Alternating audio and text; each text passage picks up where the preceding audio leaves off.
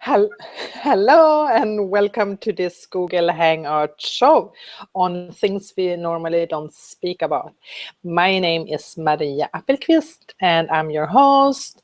I'm sitting here in my living room in Sweden, and the whole ambition of this show is to invite different kind of guests, so we have this kind of cozy informal conversations about things that we usually don't speak about, or we think it's scary and we don't touch it and we hide it and we put it down, and we really don't want to show up and being authentic about it. And today I have May Wu here in the studio. Welcome, May. Hi. And May is a relationship coach, and actually what she's doing is she's empowering women to start dating men and bring love in again to their life. And she's going to speak more about that. May, why don't we sum up what we were speaking about last week? And I don't hear you. Oh, you need to do something with your... No, we still don't hear you. This is so interesting because this is one of the things that happens when you're in a Google Hangout show live. Everything can happen. Everything is possible. And while May is starting up again, I'm going to recapture what we were talking about last time. So last time we talked about what it means to attract in love again and what we women need to do in order to choose relationship. Are you with me, May? I am. Can you hear me now? Yeah. I was trying to be diligent and block out the noise, so I plug in my headset, and of course the computer stopped. Yes. So this is perfect. Okay, good. Yes. Well, I'm calling you from California, and it's a beautiful California day, so I have to show you a quick snapshot of where I'm sitting. We would love to see. Yes. This is the golf course that the men are playing right now. Can you see? Yes, we're seeing Beautiful, that. sunny day. A sunny, beautiful Californian day. Typical California day. And the typical California day, there is no clouds on the sky. It's always a blue sky. Always blue skies, and when there's cloud, it's amazing, magnificent cloud, like angel wings, which I love. Yeah. Anyway, I know how Swedish people, cherish sunny days. Well, that's for sure something we really love to speak about is the weather. That's the most common conversation with Swedish people, right? Yeah. So we were talking about what does it take for a strong woman to enter into a relationship, and how difficult that was for us strong women who are always busy and who can accomplish everything in life, and then to choose a partner of equal and stay in that. It's just very complicated for strong women to do that. And especially if you have children, we tend to put children first and career next or work next, and then there's no room for a man. And then that was last week. So if you missed that, watch that episode, right? Yes. And this week, we're going to go a little deeper into what does it take to keep it hot? Like once you have a relationship, how do you maintain it and keeping it hot? Now that's $1 million or what? 8 million Swedish krona. It's a lot of kronas. I think I was just in a conversations with my group in my 30 days program in Sweden, and one of the participants was actually saying that that's really a tricky question, because most couples, they really don't even think about it, struggling with relationships. And it's just amazing that they are still in relationship because of how, you're seeing they're relating to each other. Yeah. And I really think that happens also in our relationship, and also with a job or with work too, right? Like when you're unemployed, you don't have a job, like you put yourself together, and then you go and you apply for a job, and then when you're at the job you bring your best, and then you work really hard, right, to get the job. And then once you get the job, and then like over time you become resentful of the job, you're afraid to lose the job, and you can't ask for what you want in a job because you might lose it. So then you become really minimized and not very, active. And that's the same thing we do with relationship too, right? We put ourselves together, we go out on dates, and we open our hearts, and then we attract the man to come in, hopefully. And then when we get them, then the day to day we kind of like get tired of them, and then we can't say what we want, we can't ask for what we want, because then we're afraid to hurt each other's feelings, we're afraid to break the relationship. So then we keep shutting down smaller and smaller, and we try to maintain the relationship instead of keeping it hot. It's really true, May. And also being this independent woman who didn't have a relationship, like choosing a relationship, I can see when I have chosen a relationship how it's that constant vulnerability. Like you need to just bring yourself back into being consistent of like my vision is that actually to create the best relationship ever here and now, and that's the goal that keeps me coming back into connecting again. Yeah, and it's there's an interesting agenda that we get into, which is we're so attached to having a relationship, we actually end up having a mediocre relationship because of that. Right? Because in the beginning, you both are learning to be, you're like, hopefully, and actually most people don't even be honest in the beginning of the relationship, but we're conscious women. So let's just talk to, the conscious woman who've done a lot of personal growth work. You know what you want. So in the beginning of a relationship, you share what you want, you share who you are. And he's sharing what he wants, and then you both meet each other, and it's really wonderful, right? But once you committed to be in that relationship, then you stop sharing, you stop communicating, and you stop being vulnerable with each other. Somehow it becomes too vulnerable. And that's actually was the number one thing that broke my marriage apart. I was with a very wonderful man for 18 years. And the crazy part was the more he grew into himself and the more he discovered what he wants, the more he blocks me out. Like it was too vulnerable for him to share with me what he really wants and who he's becoming. And I'm like, I'm your wife. How can you not share that with me? How could that be vulnerable? And he's like, something I can't. And so the more he couldn't, the more we pull apart, and we just couldn't see each other anymore. It happens to the best of us, And so it's just like, this is why I'm so passionate about what I do, because this is a human condition. This is not, if you're experiencing this in your relationship, it's not because of you and him. It's a human condition. What does it take for us to learn to continue to build a hot relationship with each other? And when I say hot, I mean a relationship where you communicate, you talk with each other, you are vulnerable, and you continue to share vulnerably who you become each day, because we change every day, And so if we can't share that or find that it's too vulnerable, that's when the relationship ends. Yeah. It's it's really true that through the vulnerability is the way in to connecting. And I think being that independent, like powerful, is like, how can I be both powerful and vulnerable? Right? So that's the trick, really. And And that's where your work comes in so beautifully, which is the flirting, right? We tend to keep the flirting in the beginning. If we are gutsy enough, we flirt.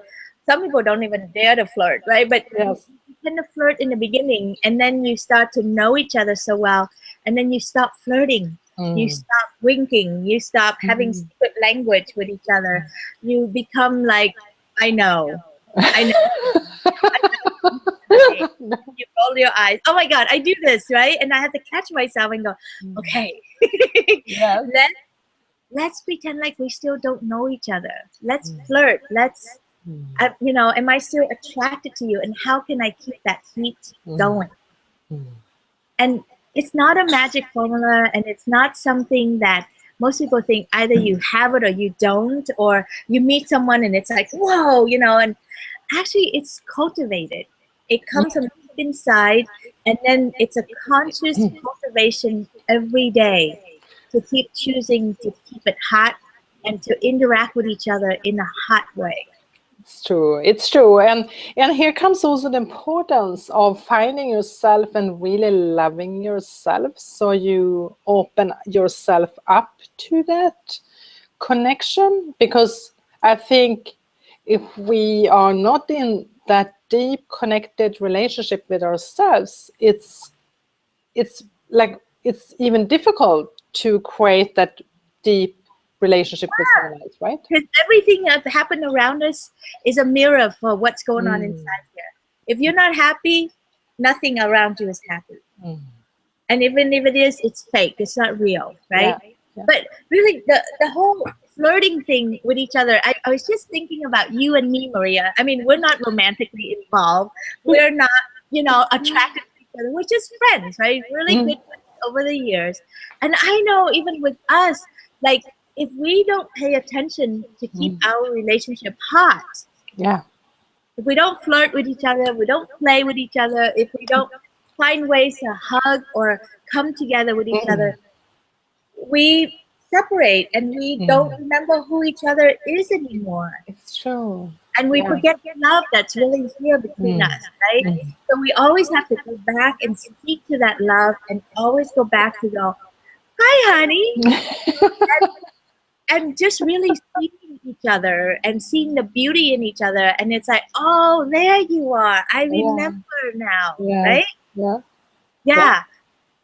So what does it take to do that with a couple who maybe live together, who have children together and go to work together? The day-to-day grind that runs us into the ground. Right?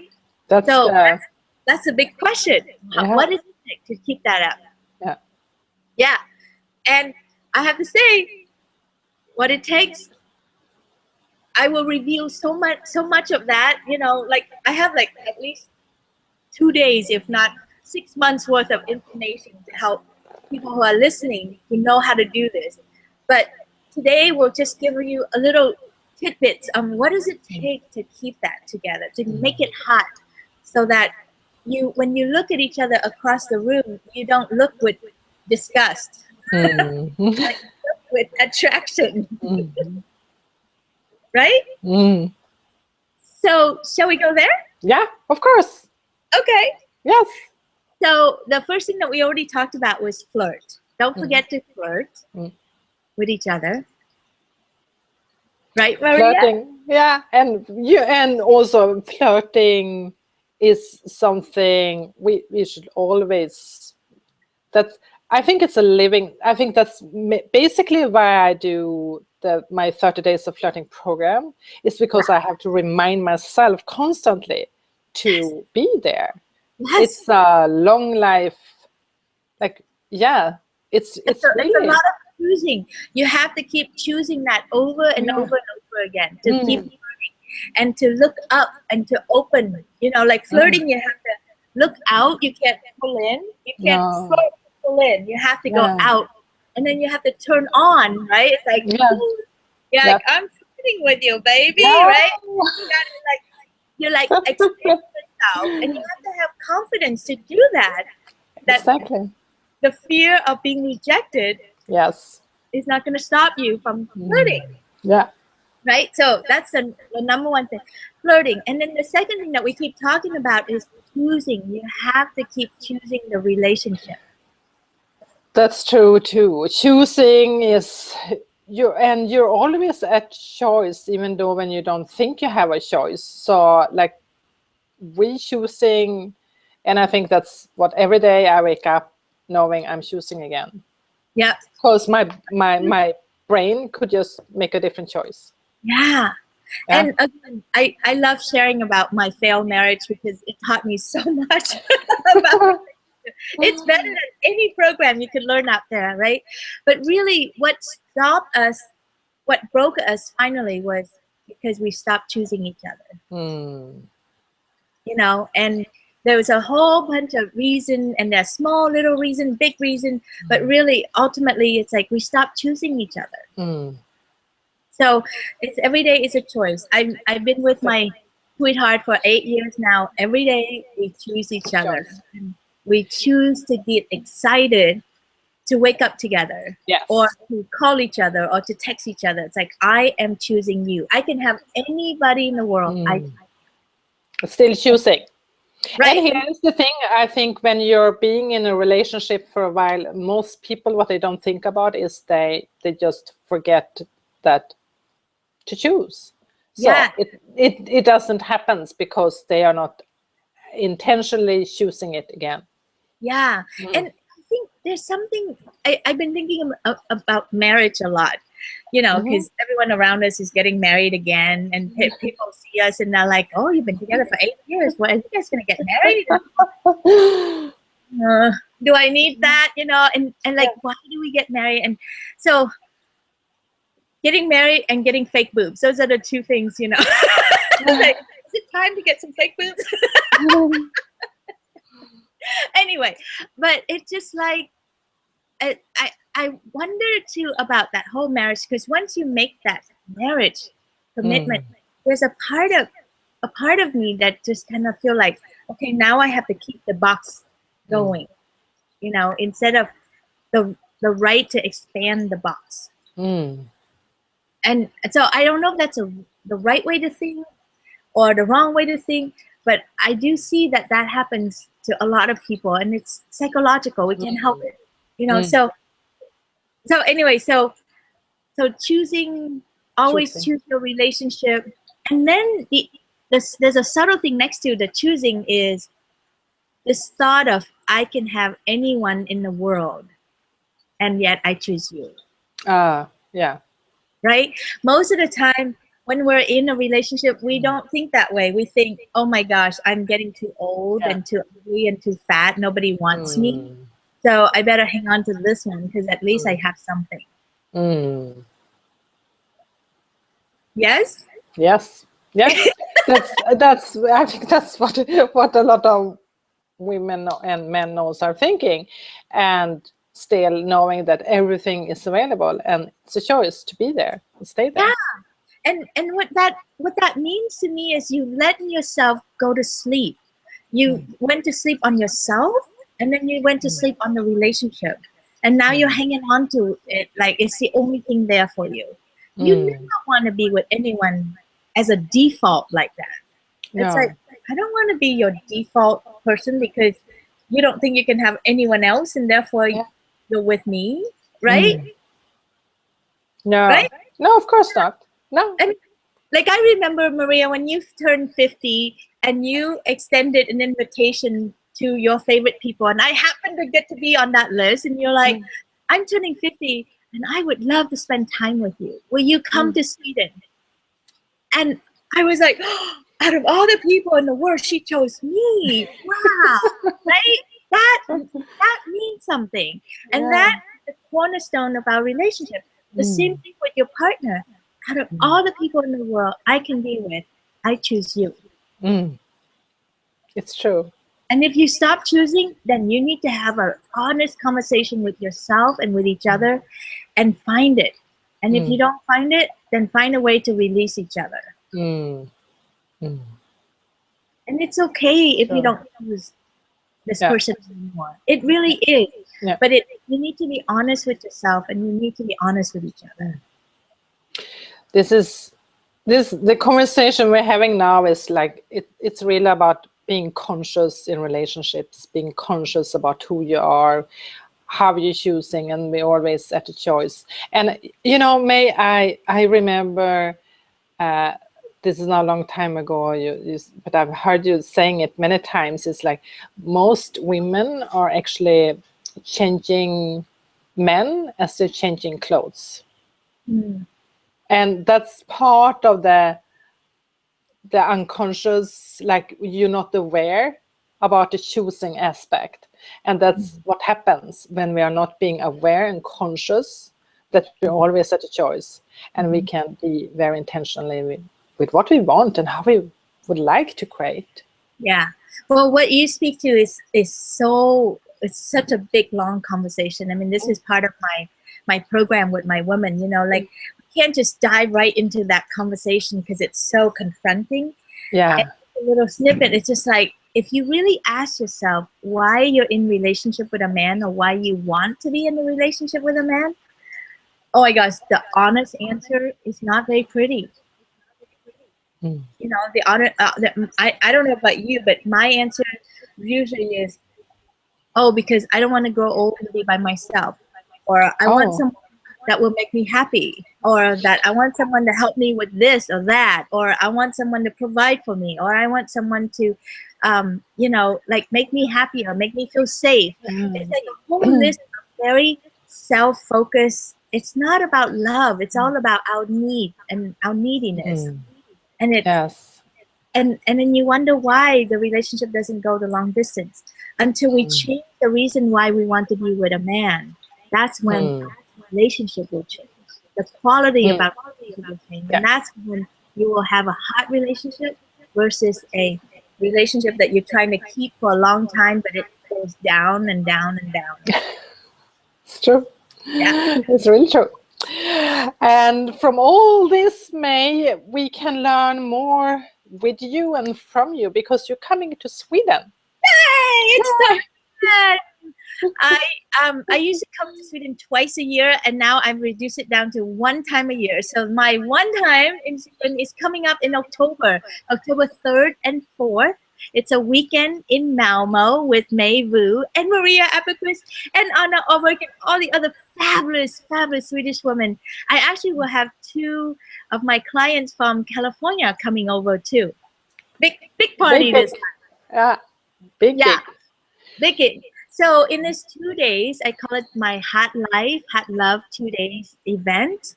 And I'm going to show you step by step on what it is that you're doing that's stopping you from having the love, the money, and the success that you want. And then I'm going to show you how to turn that pattern around so that you can bring in the love that you want. And if you have the love that you want, turn it so that it's really hot and yummy and powerful and meaningful for you. Because I don't want you to be suffering and working hard in life and not getting what you want. I know the secrets. I know the way out, which is so fun for me to say that. It's like, oh my gosh, I've worked really hard to get to this point in life where I know the way out and I know how to help you, show you the way, and it's super fun. And you will come to the Radisson Blu in Malmo, and there will be at least 50 other amazing women in the room. Some of them have done the work, some of them are in my program, and then a lot of new people that are listening to these recordings and are loving what we have to say. So they're coming too. So you'll expand your network and learn to let love in and let money in and let success in. So if that's what you want in life, then come to my Hot Life, Hot Love 2-day event in Malmo on October 3rd and 4th. And how you register is you go to, will you post a link for them? I will post a link for them, yes, because we don't have it up here. So I will post a link. Yeah. And the link is really easy. It's hotlifehotlove.com/Sweden. But with you are watching this, Maria will have a link for you that you just click on that one and it will go right to help you register. And you can register for, if you register by yourself, It's 750 Swedish krona. And really, that's just to pay for your lunch for both days and, you know, fika and all that fun stuff. And if you register with a friend, then you both can register for 500 Swedish krona each, which is a super hot discount, super fun. So I wanted to make it really easy for you to say, yes, I know I'm a strange face from California. What do I know? And how do I know? You know, you may have those questions in your mind, but this is my 3rd year coming to Sweden. I know what I'm doing, and my Swedish community is growing and becoming really big. And we even made it in a couple of magazines in previous years. So come and spend the 2 days with us and learn how to let love in and let money in and let success in. So that you can unstuck yourself. A lot of Swedish women report that they are stuck in their life and they need some help, and help is here. That's really wonderful. Help is here. So set off the dates, October 3rd, 4th, in your calendar, and you will have more information with the link that I will post here together with this video. Okay. I want to appreciate Maria before we go, because without Maria, this would not have happened.